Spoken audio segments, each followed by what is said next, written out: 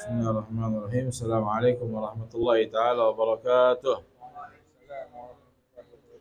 Alhamdulillah rabbil alamin alhamdulillah rabbil alamin wa inna mujalasatul ulama wa salihin wa hudur majalisil ilmi wa dzikrullah wa dzikr rasulih sallallahu alaihi wa alihi wa sahbihi wasallam wa imtithal amrihima wal qurb minhuma wa ta'alluq bima wa iktisabil hasanat wa raf'u darajat wa hifdzul awqat wa man wa salafu salih alaihim ridwanullahi alaihim ajma'in.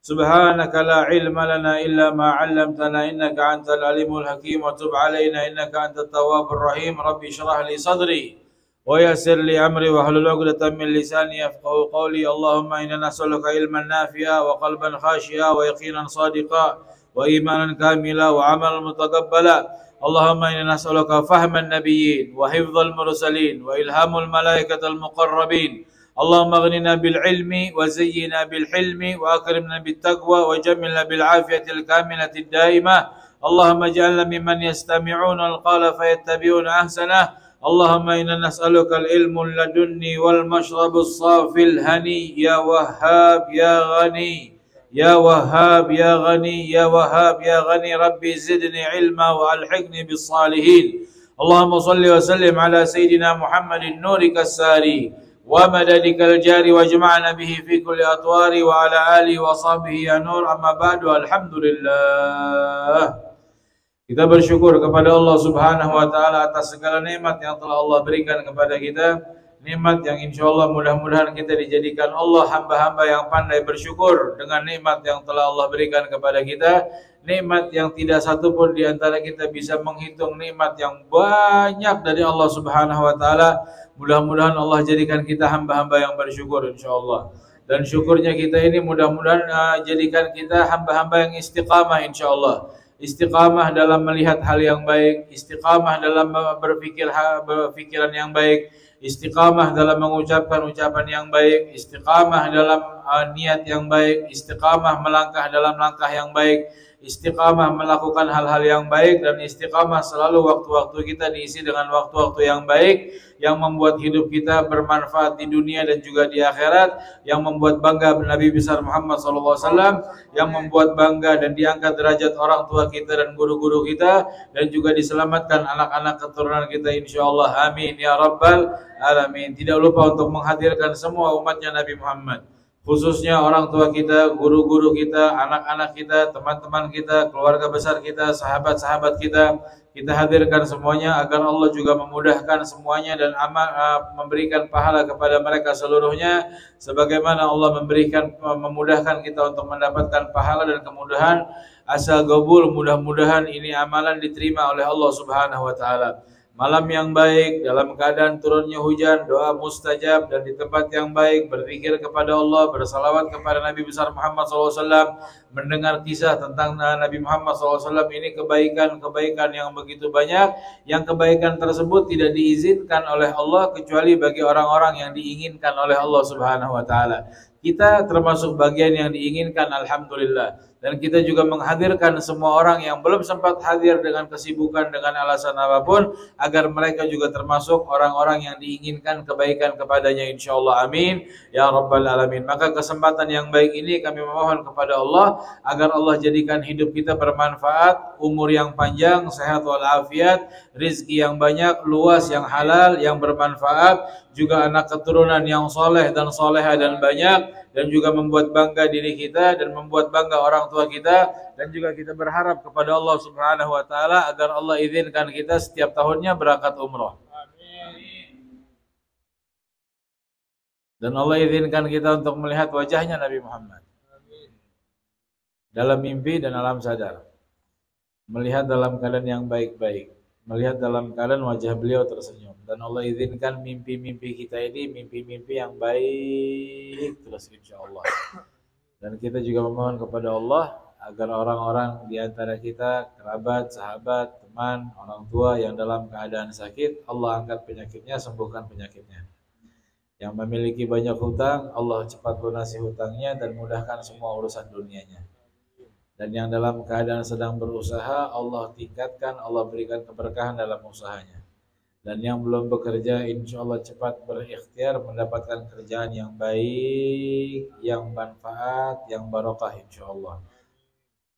dan kita memohon kepada Allah Subhanahu wa taala apa yang apa yang diminta, yang dimohonkan oleh Nabi Muhammad SAW, dan kita berlindung kepada Allah Subhanahu wa taala atas apa-apa yang diminta Nabi Muhammad untuk diperlindungkan darinya, insyaallah, amin ya rabbal alamin. Jamaah yang dimuliakan Allah Subhanahu wa taala, kita masih membahas tentang keluarganya Nabi Muhammad SAW. Kita masih ngebahas tentang Siti Fatimah, yang ini anak bungsu daripada Siti Khadijah radhiyallahu taala anha. Jadi berapa anaknya Nabi Muhammad SAW? Ada 7. Perempuannya ada berapa? Ada 4. Laki-lakinya ada berapa? Ada 3. Perempuan yang pertama siapa? Zainab. Kemudian Ruqayyah, kemudian Ummu Kulthum, kemudian Fatimah. Anak laki-lakinya Nabi Muhammad siapa? 3. Qasim, Abdullah, dan Ibrahim. Tayyib. Kita sudah bahas tentang semuanya, dan sisa tentang Siti Fatimah sedikit yang sudah kita bahas, dan kita nambahkan sedikit tentang Siti Fatimah dan anak bungsunya Nabi Muhammad, yaitu Sayyidina Ibrahim. La ilaha illallah. Ketika Siti Fatimah ini disebutkan dan banyak kemuliaan tentang Siti Fatimah radhiyallahu taala anha, dari perangainya, sosok wajahnya, dan cara berbicaranya, cara langkahnya lebih mirip kepada Nabi Muhammad adalah Siti Fatimah. Dan Nabi Muhammad kalau mau bepergian itu pasti ke rumahnya Siti Fatimah. Pulang dari luar kota itu pasti ke rumahnya Siti Fatimah. Siti Fatimah pun yang dari usia belia, dari usia dini pun lebih banyak membantu dakwahnya Nabi Muhammad sallallahu alaihi wasallam. Karena hanya Siti Fatimah yang belum menikah, yang lain kakak-kakaknya sudah menikah, dan anak lakinya Nabi Muhammad semuanya meninggal dalam usia masih kecil. Karena itu Siti Fatimah dikatakan Ummu Abiha. Ini ibu dari ayahnya. Maksudnya apa? Mengerjakan perbuatan yang seharusnya dilakukan oleh seorang ibu, tapi dilakukan oleh seorang anak Siti Fatimah. Makanya Siti Fatimah digelar Ummu Abiha, ibu bagi ayahnya sendiri, maksudnya Nabi Muhammad. Karena menyiapkan semua kebutuhan urusannya Nabi Muhammad sallallahu alaihi wasallam. Karena itu Siti Fatimah memiliki kedudukan juga yang sangat tinggi di hadapan Rasulullah SAW. Sehingga Nabi Muhammad menyampaikan dalam sebuah riwayat yang sahih, bahkan diriwayatkan oleh Imam Bukhari, qala alaihi salatu wassalam, Fatimatu bid'atun minni, faman aghdabaha aghdabani. Fatimah itu bagian daripada aku. Barang siapa yang membuat marah Fatimah, maka dia telah membuat marah diri aku, kata Rasulullah. Dalam riwayat Imam Bukhari, qala laha ama tardina an takuni sayyidata nisa'il mu'minina. Apakah kamu setuju, ini riwayat Bukhari, apakah kamu ridha, setuju kalau kamu dinobatkan menjadi pimpinannya wanita di surga? Siti Fatimah radhiyallahu taala anha. Dalam riwayat rawahu Muslim wa fi riwayatin Ahmad afdhalun nisa'i ahlil jannah. Dan dalam riwayat Imam Ahmad bahwasanya Nabi menyampaikan paling mulianya wanita penghuni surga adalah Siti Fatimah. Pujian dan penghormatan yang banyak bagi Siti Fatimah dari Rasulullah sallallahu alaihi wasallam, dan juga bahkan ayat Al-Qur'an itu turun karena sebab perbuatannya Siti Fatimah dan keluarganya Siti Fatimah radhiyallahu taala anha ajmain. Kemudian juga dalam riwayat disebutkan bahwasanya wa tuwfiyat ba'dahu alaihi salatu wassalam bi sittati ashhurin lailatul thulatha bi thalathin khalawna min syahri Ramadan sana 11 wa waladat li aliyin. Dan kemudian Siti Fatimah ini wafatnya 6 bulan setelah wafatnya Rasulullah sallallahu alaihi wasallam. Dan ini disampaikan wafatnya dalam ada perbedaan pendapat, tapi banyak Imam Yusuf An-Nabhani, beliau lebih condong kepada pendapat yang mengatakan wafatnya itu di malam Selasa. Di malam Selasa, khalawna min syahri Ramadan, bithalathin khalawna min syahri Ramadan, tanggal 3 Ramadan. Menurut pandangannya Imam Yusuf An-Nabhani. Tanggal 3 Ramadan wafatnya beliau. Kemudian memang 6 bulan setelah wafatnya Rasulullah. Dan ini dia yang nangisnya Siti Fatimah. Tidak lama nangis saat wafatnya Rasulullah, dikasih rahasia. Dikasih rahasia, Siti Fatimah mendekat, maka mendekatlah Siti Fatimah, didekatkan. Karena Rasulullah sudah sulit untuk berbicara. Ini detik-detik wafatnya Rasulullah SAW. Maka masih punya perhatian kepada Siti Fatimah. Di lain kepada Siti Fatimah, Rasulullah punya perhatian kepada apa? Perhatian kepada sholat. Rasulullah memperingatkan kita, wasiat kita untuk sholat, jaga sholatnya. Dan Rasulullah perhatian kepada umatnya, dan Rasulullah perhatian kepada itrati, keluarganya, dan Rasulullah panggil Siti Fatimah. Dan itu juga riwayat yang mengatakan Rasulullah minta siwak daripada anaknya Sayyidina Abu Bakar. Perhatian di akhir-akhir detik-detik wafatnya Rasulullah. Kalau kita rangkum secara singkat, sholat, pesan baik kepada wanita, keluarganya Nabi Muhammad SAW, siwak, dan juga perhatiannya kepada Siti Fatimah. Artinya hal ini pun diperhatikan dan umatnya Nabi Muhammad. Hal yang diperhatikan sama Nabi Muhammad menjelang wafatnya artinya menjadi perhatian paling penting dalam pandangannya Nabi Muhammad sallallahu alaihi wasallam. Maka lihat kadar pentingnya kita di hadapan Allah, anggap penting enggak apa yang dianggap penting sama Nabi Muhammad. Lihat kedudukan kita di hatinya Rasulullah, kita anggap penting enggak semua yang dianggap penting oleh Rasulullah. Kita pegang erat nggak apa yang dipegang oleh Rasulullah? Kita punya perhatian nggak apa yang diperhatikan oleh Rasulullah? Maka mau nimbang kedudukan kita sama Allah dan Nabi Muhammad, lihat apa yang dianggap penting oleh Rasulullah SAW. Siti Fatimah termasuk. Dipanggil, dibisikin, Siti Fatimah, sakit saya ini sakit yang akan membawa saya kepada kematian. Nangis Siti Fatimah. Ya, bertahun-tahun sama Rasulullah, makan bareng. Terkadang Rasulullah panggil Siti Fatimah, terkadang kalau ketemu Siti Fatimah datang tuh dibuka sorbannya, digelar sorbannya untuk Siti Fatimah duduk, candanya, perjuangannya, hari-harinya bersama Rasulullah, senangnya, keluar kota, masuk kota, Siti Fatimah, dikit-dikit ada Rasulullah lapar, dikasih makanan, langsung kirim sebagian ke rumahnya Siti Fatimah. Anak-anak cucunya Rasulullah dan keturunannya Rasulullah dari Siti Fatimah. Dan kehidupan yang tidak bisa kita ungkapkan, ceritakan dengan waktu dan zaman tentang erat hubungan indahnya Siti Fatimah dengan Rasulullah. Saat mengingat keindahan tersebut, dikasih info kalau sakit saya ini sakit yang mendekati kepada wafat atau ajal. Nangis Siti Fatimah. Dan siapa yang gak menangis ketika Rasulullah dikatakan saya mau wafat? Dan yang lebih menyakitkan hati Rasulullah, dan yang lebih membuat menangis Rasulullah, kalau Rasulullah itu wafat dalam hatinya umatnya.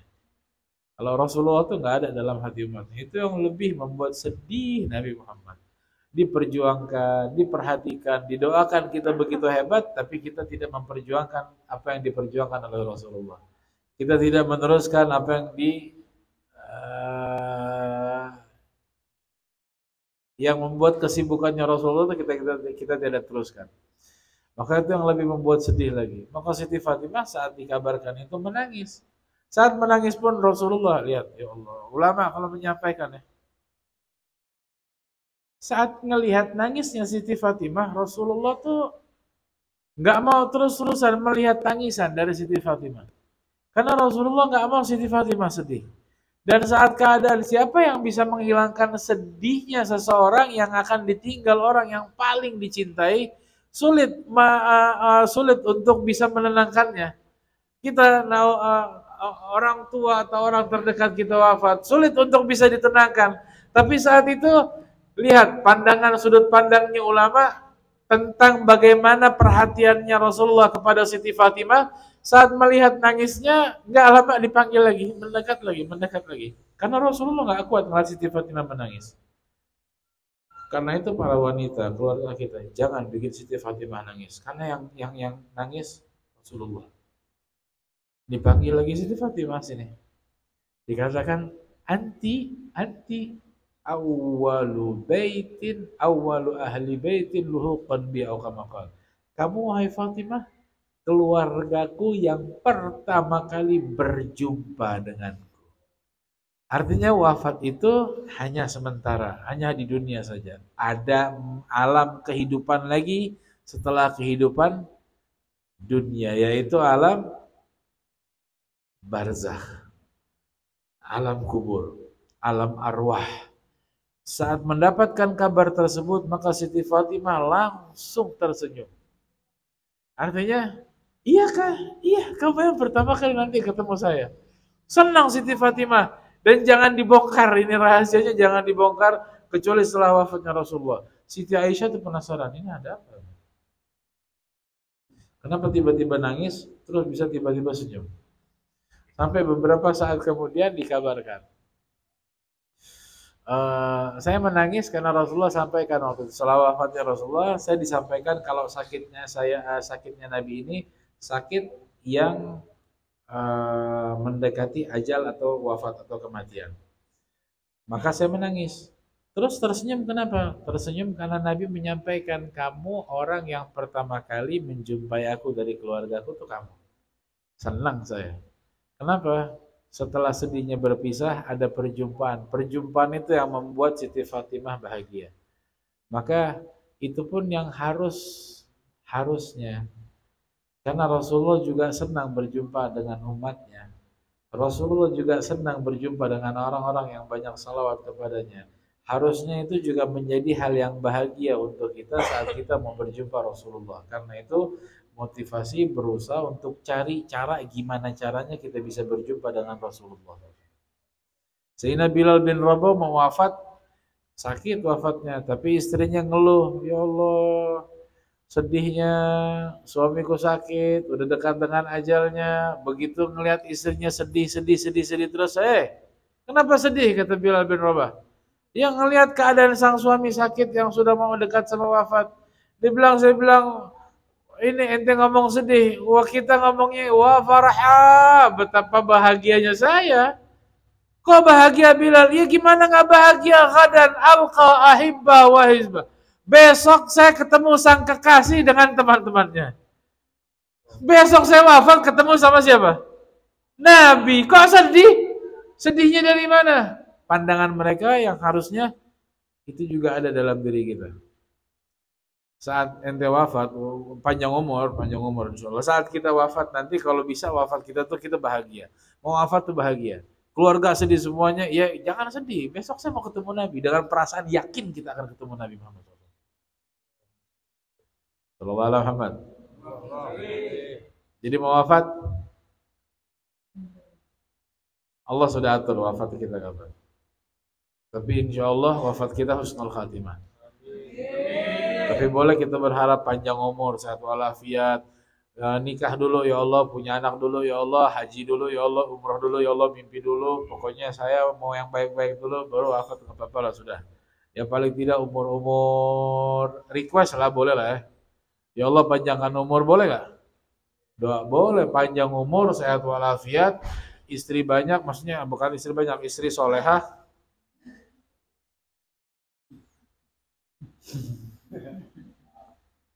Istri yang solehahnya banyak gitu, maksudnya yang solehah setiap saat. Aduh, ini masuk lubang udah namanya kejebak. Tapi ala kulli hal, sampai akhirnya cut aja langsung. Sampai akhirnya saat itu pun Siti Fatimah bahagia, wafat di tanggal 3 Ramadan. Dan dari situlah, dari pernikahannya dengan Sayyidina Ali bin Abi Thalib, wa waladat li Aliyin, melahirkan daripada Sayyidina Ali bin Abi Thalib, Sayyidina Hasan, Sayyidina Husain, Sayyidina Muhsin. 3 anak laki-lakinya, Hasan, Husain, Muhsin. Muhsin famata Muhsin saghiran. Dan Muhsin ini meninggal dalam umur usia juga yang masih kecil. Wa Ummu Kulthum, anak perempuannya Sayyidina Siti Fatimah, Ummu Kulthum dan juga Zainab. Walam yakun li Rasulillahi alaihi salatu wassalam aqibun illa illa min ibnatihi Fatimah fantashara nasluhu syarif minha min jihati sibtain al-Hasan wal Husain faqat. Maka dari tidak ada dari keturunan Rasulullah SAW yang terus menerus sampai hari kiamat kecuali dari Siti Fatimah, dan itu diteruskan daripada Sayyidina Hasan dan Sayyidina Husain, itu daripada anak cucunya Rasulullah sallallahu alaihi wa alihi wasallam. Kemudian yang terakhir, wa amma Abdullah, bukan yang terakhir, wa amma Abdullah, anaknya bernama Abdullah, anaknya Nabi Muhammad SAW, faqila mata sakhiran di Makkah, wafat juga dalam keadaan masih kecil di Makkah. Waqtulifa hal wulida qabla nubuwah au ba'daha. Ada khilaf. Lahirnya ini sebelum kenabian atau setelah kenabian. Itu ada perbedaan di antara para ulama. Wa hal huwa thayyibu wat tahir, karena ada gelar at-tahir dari anaknya Nabi Muhammad. At-tayyib yang baik dari namanya Nabi Muhammad. Apakah Abdullah ini tahir dan Abdullah ini tayyib, atau tayyib sama tahir ini anaknya Nabi Muhammad yang lain? Maka ulama mengatakan at-tayyib dan tahir itu gelar untuk anaknya Nabi Muhammad yang bernama Abdullah.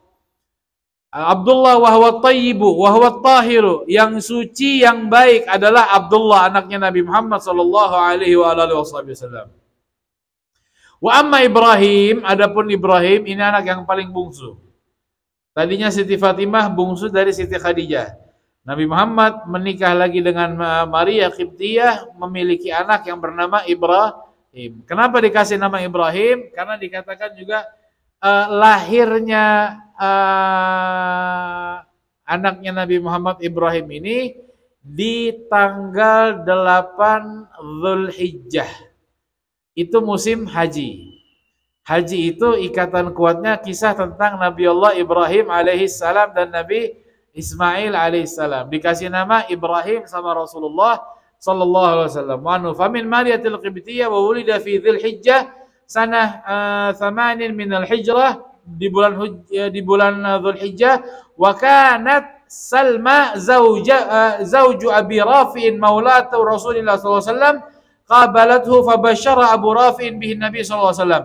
Jadi yang memberi kabar ini Salma, istrinya Abi Rafi'. Abi Rafi' ini budaknya Nabi Muhammad SAW. Yang memberikan kabar kepada Nabi tentang lahirnya Maria, melahirkan Ibrahim, melahirkan anak Maria ini. Maka Nabi Muhammad memberikan budak dan membebaskan mereka seluruhnya karena kabar baik tersebut. Dan wa aqqa anhu yawma sabihi bikabshain. Dan diakikahkan si Ibrahim ini di hari ke-7 kelahirannya. Setelah kelahirannya hari ke-7 maka diakikahkan. Akikahnya Sayyidina Ibrahim. Makanya terkadang nanti di sini di poin ini ada pandangan ulama tentang ketika kita nanti di Idul Adha. Kan ini dekat dengan Idul Adha. Hari ke-7. Idul Adha itu tanggal berapa? 10 Muharram. Idul Adha tanggal berapa? 10 Muharram. Idul Adha tanggal berapa? 10 Dzulhijjah. Bikin bahagia saja jawabannya nih. 10 Dzulhijjah. Nah, kalau sudah 10 Dzulhijjah itu kan sunnah yang paling besar pahalanya apa? Berkurban. Nah, Nabi Muhammad berkurbannya kapan nih? Sebelum hari raya Idul Adha atau setelah? Ada yang mengatakan setelah, ada yang mengatakan sebelum, ada yang mengatakan dibarengin. Di sini perbedaannya nanti di bab fikih nanti kita bahas. Maka di sini Nabi Muhammad di hari ke-7 kelahirannya dia berakikah untuk Ibrahim dengan 2 ekor kambing. Laki-laki 2 ekor kambing ya. Perempuan berapa? 1 ekor kambing. Sunnah. Paham? Sunnah bagi yang mampu. Yang nggak mampu boleh ngutang? Tidak. Ustaz, harga di Timika mahal. Mudah-mudahan ke depan pedagang kambing di Timika jadi murah-murah harganya, insya Allah. Atau ente jadi mudah-mudahan jadi pengusaha kambing, insya Allah. Jadi orang akikah di sini banyak, bukan akikahnya di luar. Lumayan kita bisa makan daging kambing ikut sunnah, biar sedikit fresh badan ini. Sayang sekali. Ayam ikan, masya Allah. Tapi alhamdulillah. Kadang-kadang rusak. Kambing itu khairul idam, paling bagus sama lauk itu kambing. Ya. Sallallahu alaihi Muhammad. Wa halaqa ra'sahu, dan dipotong rambutnya, dibotak rambutnya Abu Hindin wa sammahu Nabi SAW yauma idzin, diberi nama saat itu dan bersedekah dari timbangan rambutnya kepada orang-orang miskin. Wa dafanu sya'rahu fil ardi. Ini diriwayatkan oleh Imam Bukhari, dan rambutnya ditanam di tanah. Kenapa rambut yang diakekah atau juga kuku yang dipotong itu sunnahnya ditanam? Yang mengerjakan Nabi Muhammad sallallahu alaihi wasallam. Jadi kalau ada yang akekah, jangan lupa habis taruh di dalam kelapa, kan biasanya begitu tuh. Kelapa atau wadah air, kembang lah apa segala macam, habis itu ditimbang. Kalau timbangan kita nggak mau nimbang rambut yang nggak tahu jumlahnya beratnya berapa, diperkirakan yang lebihnya, habis itu ditanam di dalam tanah. Ini yang dikerjakan sama Rasulullah. Adapun hikmahnya banyak sekali hikmahnya. Kita lanjutkan ceritanya dulu. Min haditsin Anas, dari hadis Anas annahu sallallahu alaihi wasallam, bahwasanya qala wulida li lailatul ghulaman samaituhu bismi abi Ibrahim. Saat lahirnya anak ini saya namakan namanya dengan nama ayah saya Ibrahim. Maksudnya kakek moyangnya Nabi Ibrahim alaihissalam. Wa tanafasatil ansar min fi man yurdi'u Ibrahim alaihissalam. Maka orang-orang Ansar ini dia baku rebut. Siapa yang mau nyusui Ibrahim? Oh, ini anaknya Rasulullah. Siapa yang mau kasih? Karena adat budaya itu masih ada walaupun setelah Rasulullah menjadi Nabi. Siapa yang mau nyusuin, yang radhain, itu sunnah daripada sunnahnya Nabi Muhammad SAW. Jadi kalau kita nyusuin itu, menyusuin punya anak baru lahir, ada orang yang berebut untuk menyusuinnya. Kalau ini anak-anak yang baik, kalau ini anak atau juga orang tuanya orang tua yang soleh, yang solehah, ibunya, maka berebut orang-orang Ansar untuk bisa menyusui Ibrahim, biar dapat keberkahan dan juga biar dapat bagian daripada anaknya. Karena kalau dalam fikih 5 kali menyusui anak sampai dia kenyang, maka ini anak jadi anak susunya namanya. Namanya anak radha'ah. Kayak seperti Sayyidul, adiknya Eki, itu jadi anak radha'ahnya saya tuh. Dia nggak batal wudhu sama istri saya, nggak batal wudhu sama, kalau saya punya anak perempuan, nggak batal wudhu sampai tua, nggak ada aurat sama istri saya, boleh ketemu. Dan itu jadi anak radha'ahnya karena nyusu sama istri saya 5 kali sampai dia kenyang. Bukan sehari 5 kali, enggak. Hari ini sekali, besok 2 kali, atau hari ini 2 kali sampai dia kenyang, sampai dilepas itu sekali. Dia nyusu lagi, ngelepas 2 kali. Maka ini orang-orang Ansor berebut. Sayyidul tuh jadi anak saya juga tuh. Itu anak radha'ah saya tuh. Di dalam tubuhnya ada darah dagingnya Ahlul Baitnya Rasulullah SAW. Dan kemudian ini berebutlah orang-orang Ansor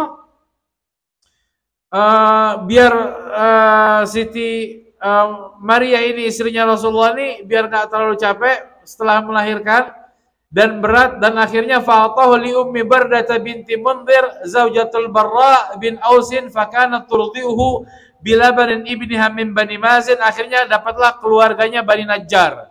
Siapa Bani Najjar? Tetangganya Nabi Muhammad SAW. Siapa Bani Najjar? Masih keluarganya Rasulullah. Nah, orang-orang Bani Najjar nih, orang-orang apa? Bani Najjar tetangga yang ngasih tempat buat Nabi, dan tanahnya Madinah itu dikatakan punya mereka juga. Masjid Nabawi punya mereka juga. Jadi akhirnya kedapatan perempuan dari orang Ansar dari Bani Najjar yang menyusui Ibrahim bin Rasulullah sallallahu alaihi wasallam. Kemudian wa tarji'u bihi ila ummihi wa ata sallallahu alaihi wasallam bardata qit'ata nakhlin. Dan saat sudah selesai disusuin berhari-hari, dikembalikan kepada ibunya, maka Nabi Muhammad memberikan hadiah pohon kurma kepada yang menyusui anaknya Nabi Muhammad SAW. Dari riwayatnya Sayyidina Anas bin Malik, Qala ma ra'aitu ahadan arhama bil iyal min Rasulillah. Saya nggak pernah melihat ada seseorang yang lebih menyayangi anak-anak kecil dibanding Rasulullah SAW. Sayang, perhatiannya luar biasa kepada anak-anak kecil. Wa kana Ibrahim mustardhi'an fi awalil Madinah wa kana yantaliqu nahwa ma'ahu fayadkhulul bait wa kana dhi'ruhu qainan wa yuqabbiluhu thumma yarji'u warahu. Abu Hatim zad al-Bukhari wa yamashuhu wa tuwfiya wa lahu 70 yawman. Masyaallah. Sayyidina Ibrahim ini main-main sama Nabi Muhammad, dibicarain sama Nabi Muhammad, dan saat wafatnya dikatakan wafat dalam usia 70 hari. Artinya 3 bulan ya kurang lebih seperti itu, 2 bulan setengah, 70 hari, 3 bulan. 2 bulan. 2 bulan ya. 70 hari wafat, dan saat wafat itu dikisahkan, ada yang menambahkan dikisahkan juga oleh Sahih Bukhari, Sayyidina Ibrahim itu saat wafat kayak seperti jasadnya mendekat sendiri kepada Rasulullah sehingga dipangku sama Rasulullah. Dipegang sama Rasulullah. Dalam pangkuan tersebut dia mengatakan juga umurnya lebih daripada 7 hari. Wadzalika dicium oleh Rasulullah, dipeluk oleh Rasulullah, disenyumi oleh Rasulullah.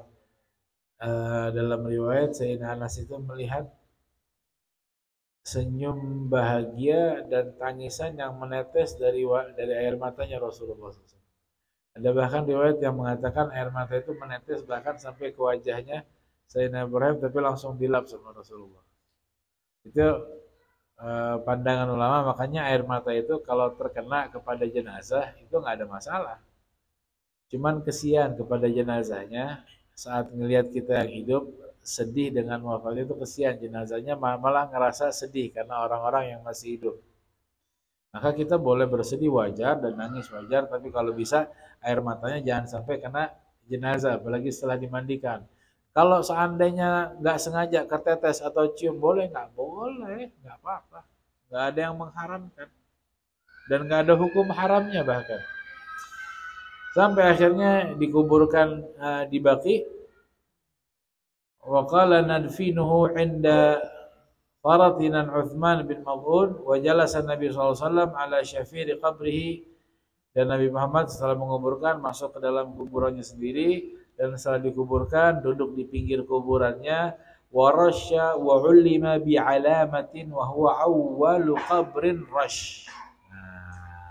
Ini dalil penting.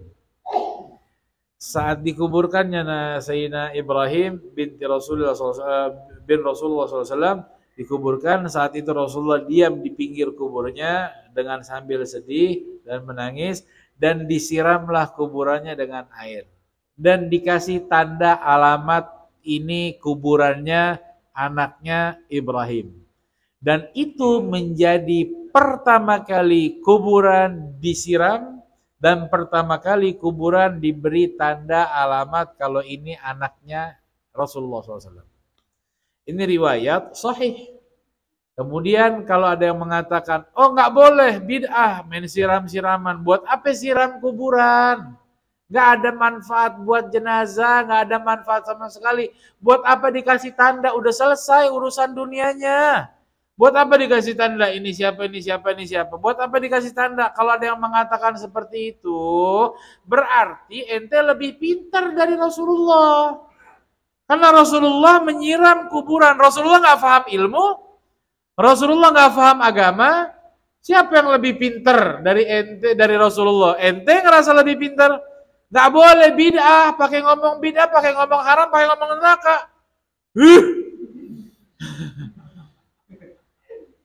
Gergetan yang begitu, rasa pengen peluk, ya Allah nanti sayang. Pakai ngomong bidah, ini yang kerjain barang ini siapa? Nabi Muhammad SAW.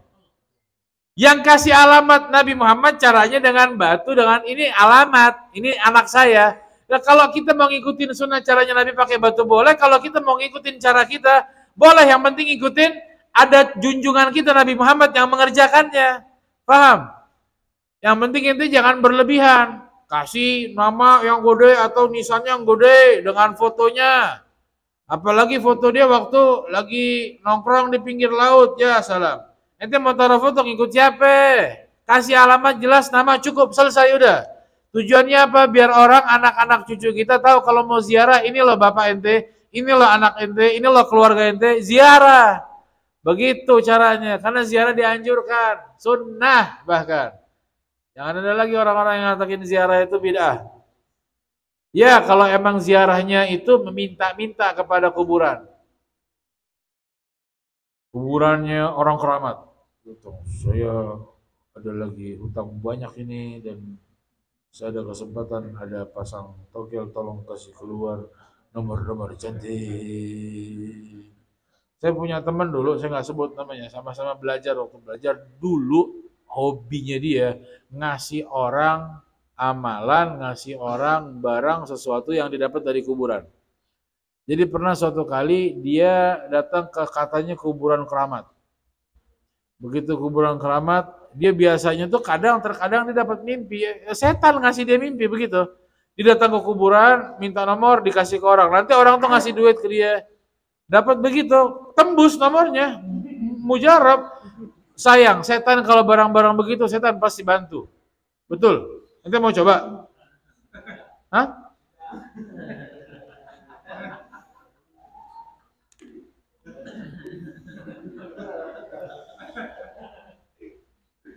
Dia pergi, ada satu kuburan nih, ada orang yang memasang besar, mau ngasih janji hadiah besar.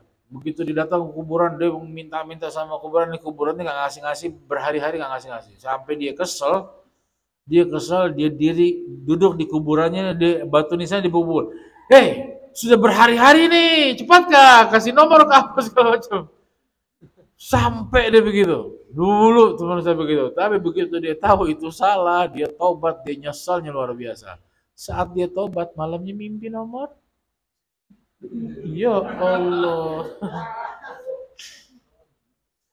Jadi begitu, intinya kuburan disiram. Kalau kita ziarah, kita bawa air. Atau kalau sekarang ada orang bawa air mawar ya. Air mawar. Ya bid'ah tuh. Dulu kan nggak ada air mawar. Nabi bawanya air biasa. Aduh sayang. Nanti saya jahit bibir ini. Ngomong haram-haram terus. Bawa air mawar pakai disalah-salahin. Udah yang penting ente ngikutin sunnah. Bawa air mawar, bawa bunga, bawa tanaman. Karena Nabi Muhammad potong satu pelepah kurma, ditancap di kuburannya juga anaknya Ibrahim. Dan Nabi Muhammad dalam hadis yang lain juga pernah menancapkan pohon di kedua kuburan yang lagi disiksa sama Allah dalam kuburnya. Kenapa? Yang satu sering adu domba, yang satu kencingnya sering sembarangan, nggak sempurna. Karena itu dia disiksa. Ditanamlah pohon sama Nabi Muhammad di dua kuburan tersebut. Nah, mudah-mudahan ini pohon bisa membantu dia untuk meringankan siksanya. Nabi Muhammad ini faham apakah pohon dipetik, ditanam di dalam kuburan. Ini maksudnya Nabi ini bid'ah betul kah? Ente belajar bid'ah dari siapa? Dari Nabi apa dari setan sih? Kalau belajar bid'ah dari Nabi, nggak akan ada orang membid'ahkan orang mau tanam tanaman dalam kuburan. Karena kuburan tanaman itu selama dalam riwayat tanaman itu selama masih tumbuh subur di atas kuburan, selama itu juga orang dalam kubur mendapatkan ampunan. Makanya ini tanam tuh tanaman yang gampang hidup di atas kuburan keluarga atau orang tua kita yang sudah meninggal. Biar hidup terus. Biar manfaat terus. Karena siapa? Ngikutin Rasulullah. Oh bid'ah itu kalau Rasulullah dulu pelepah korma. Saya siram kopi nih kopi. Ya Allah, nggak selesai memang kalau ngomong sama orang-orang begitu tuh nggak selesai. Jadi nggak emosi sih. Sallallahu alaihi Muhammad. Dalam riwayat Jabir bahwasanya Sayyidina Abdurrahman bin Auf menyampaikan, "Fa'ata bihin nakhla fa idza ibnu Ibrahim yajudu bi nafsi fa aghadha Rasulullah sallallahu alaihi wasallam fa wadha fi hijrihi thumma dharafat aina." Saat itu Nabi Muhammad sallallahu alaihi wasallam kubur pun meneteskan air mata. Dan Nabi Muhammad menyampaikan, "Qala inna bika ya Ibrahim la mahzunun." Kita ini karena kamu wahai Ibrahim semuanya sedih. tabkil ain, mata ini nggak bisa menutup air mata, menangis air mata. Wa yahzunul qalb, hati ini pun merasa pilu dan sedih. Wala naqulu ma yaskhatu rabbu wa inkashafati syamsu, dan kita nggak akan mengucapkan apa yang membuat Allah itu murka, tapi kita mengucapkan apa yang membuat Allah ridha. Inna lillahi wa inna ilaihi rajiun. Apa yang membuat Allah murka? Ucapan yang tidak baik kepada jenazah yang sudah meninggal. Mama, kenapa mati sih, kesian? Umur masih muda baru, kau punya utang juga banyak.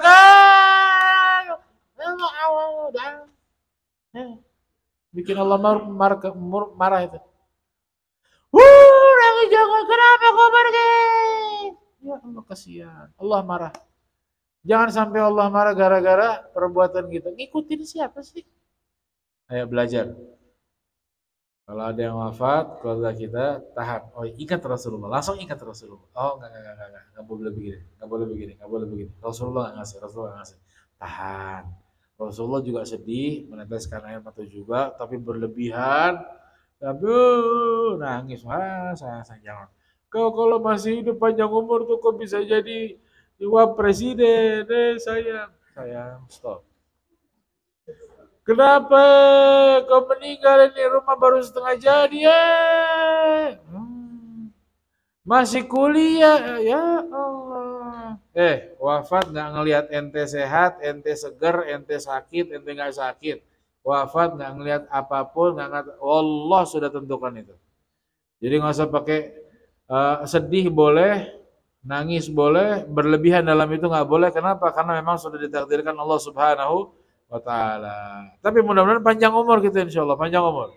Kalaupun harus wafat, siap? Sudah banyak amal? Ya? Sudah banyak tobat? Artinya belum siap wafat? Kalau udah dijadwalin gimana? Mau nggak mau sudah sudah. Berapa? Kalau begitu, kalau kita nggak tahu kapan datangnya, nggak pakai nunda-nunda hal kebaikan.